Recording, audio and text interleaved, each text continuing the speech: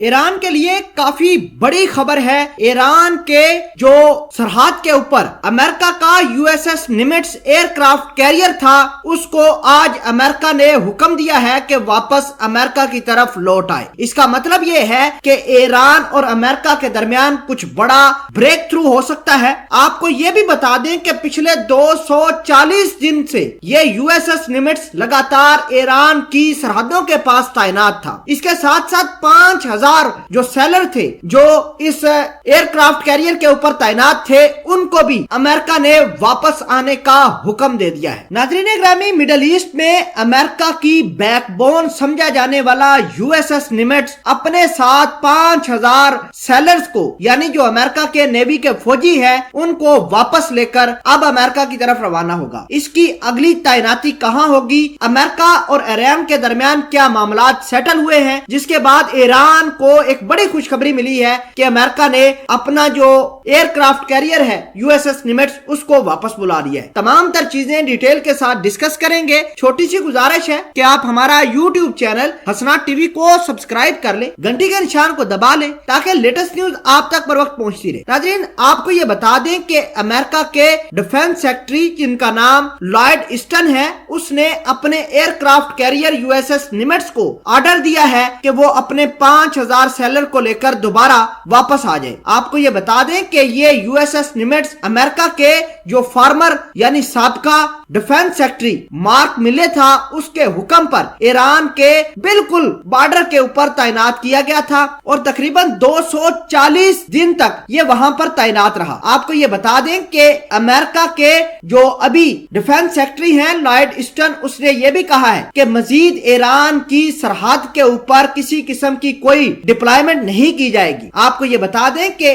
امریکہ کی 7th flat کا یہ یو ایس ایس نیمٹس جو ہے اب واپس جا رہا ہے۔ ناظرین، سب سے پہلے میں آپ کو ذرا یو ایس ایس نیمٹس کے بارے میں بتا دیتا ہوں کہ اس کا رول کیا تھا مڈل ایسٹ اور ساؤتھ ایشیا میں۔ تو آپ کو یہ بتا دیں کہ افغانستان کے اوپر جتنی بھی ایئر سٹرائکس ہوئی ہیں یا جتنی بھی امریکہ ایئر ریڈز کنڈکٹ کرتا رہا ہے، اسی پلیٹ فارم سے، اسی یو ایس ایس نیمٹ سے امریکہ کے بومبر، امریکہ کے فائٹر جیٹ لوڈ ہو کے افغانستان کے اوپر سٹرائک کرتے تھے۔ دوسرے نمبر پر آج کل جب سے بیکا ایگریمنٹ سائن ہوا ہے، تب سے لے کر ابھی تک امریکہ کی یہی 7th فلیٹ کا یو ایس ایس نیمٹس جو ہے بھارت کی نیوی کو ٹرین کر رہا تھا، وہ بھی انڈین اوشن میں۔ اور امریکہ کے جو صدر ڈونلڈ ٹرمپ تھے، ان کے کہنے پر انڈیا کی نیوی کو اس قدر سٹرانگ اور پاورفل بنایا جا رہا تھا تاکہ پاکستان کی گوادر پورٹ کو، پاکستان اور چائنا کے انٹرسٹ کو